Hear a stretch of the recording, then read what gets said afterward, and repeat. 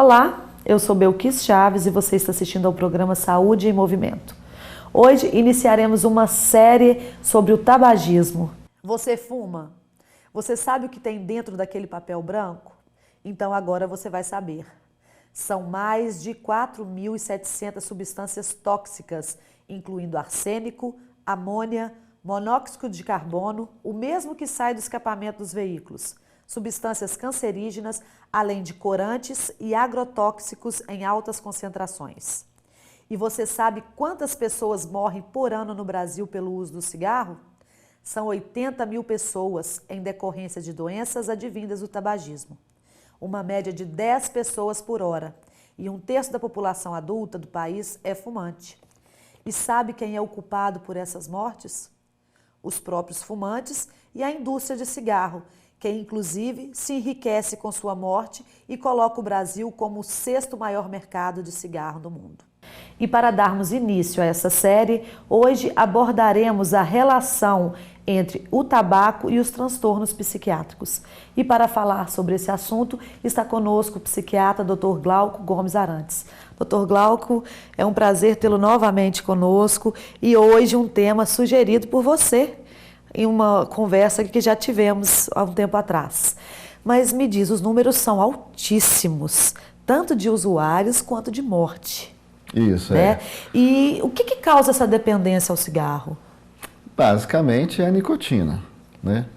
É uma dependência que ela é química mesmo, ela não é psíquica, não é uma coisa assim fácil de lidar, porque ela é química, aquela dependência causada pela nicotina. Agora tem aquela dependência causada pelo hábito, pelo glamour, né? Que não tem glamour nenhum.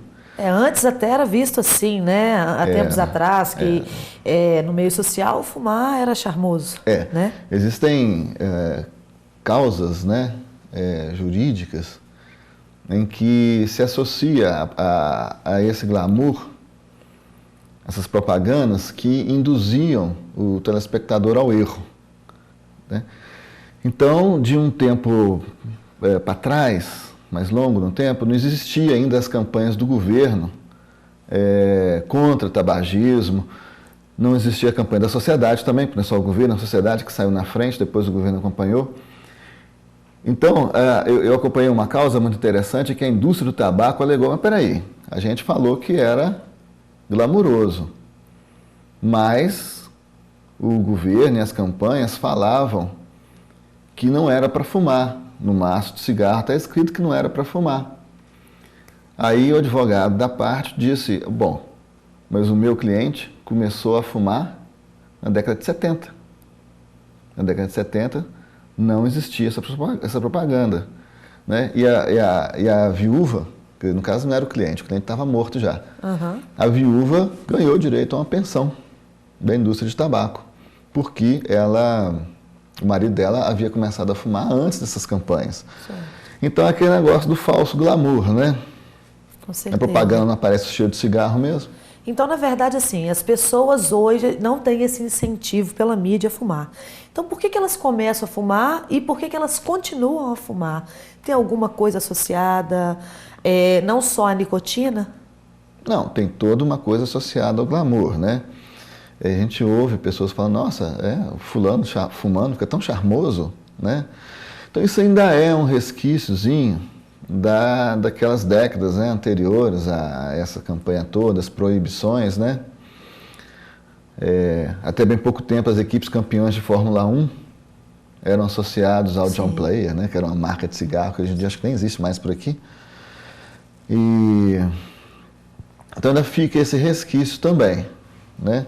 A ilusão de que fumar relaxa, né? Tem gente que acorda à noite para fumar um cigarrinho para poder dar sono. Isso aí é totalmente falso, né? Não tem nada a ver. Então, isso são também as associações que enganam. Você mesmo coloca isso para poder justificar a vontade de fumar? Seria isso? Ou não? Não, eu estou justificando a primeira fumada. Certo. Certo, as primeiras fumadas a gente vai atrás de um glamour, de companhia, de uma falta de alguma coisa, de um entrosamento no grupo. Hoje em dia, por exemplo, a gente sabe que quem está começando a fumar são os adolescentes. Sim, né? um número altíssimo de adolescentes que estão iniciando Então, o vício agora, bem cedo. E eles fazem isso às vezes para se afirmarem dentro do grupo que ele pertence, ou até para se incluir dentro desse clube, desse grupo. E continua a fumar porque a nicotina ela causa Aí dependência já vai muito rápida, causando a né? dependência, né? E vai ficando. A nicotina, ela é prima primeira da cocaína e da cafeína. São substâncias químicas da mesma família. A potência que varia de uma para outra. E na verdade, qual que é como que a psiquiatria lida com o tabagismo? Porque ele, associado com algumas doenças, ele piora muito mais, né? Alguns transtornos. A primeira coisa é o seguinte, o tabagismo não é um hábito. Né? Você tem o hábito de fumar? A pergunta correta é, você tem a doença de fumar? Né? Então, a gente encara o tabagismo como doença. A gente não encara como hábito, como um mau hábito, por exemplo. Doença, e como doença merece ser tratada mesmo, né? Todo um planejamento e várias abordagens. E o vício, né? Ele provoca sensações infinitas no usuário. De prazer e de desprazer. E de desprazer. Pois é. E que transtornos são esses que ele está associado? Ou não tem nenhuma associação, ele provoca uma sensação pior em determinadas patologias? Não, é assim. Você estando com tabaco, com a nicotina, estou bem. Estou sem, estou mal. Né? E aí, então, eu preciso de mais uma fumada para ficar bem de novo. Passa aquele efeito, estou mal, preciso de mais uma fumada para ter aquele efeito de novo. Então, que efeito que é? A nicotina, ela tem um efeito de despertar, né? De, então, melhorar um pouco o estado de vigília. Esse efeito ele é limitado porque, ao mesmo tempo que a nicotina tem o efeito de melhorar o estado de vigília, o monóxido de carbono, que está lá dentro do cigarro, ele se liga à hemoglobina e não desliga mais. Então, aquela hemoglobina que está com monóxido de carbono vai estar com monóxido de carbono para sempre. Poxa. E isso piora para sempre mesmo. Isso piora a oxigenação do sangue. Piora a oxigenação do sangue, você piora seu estado de vigília.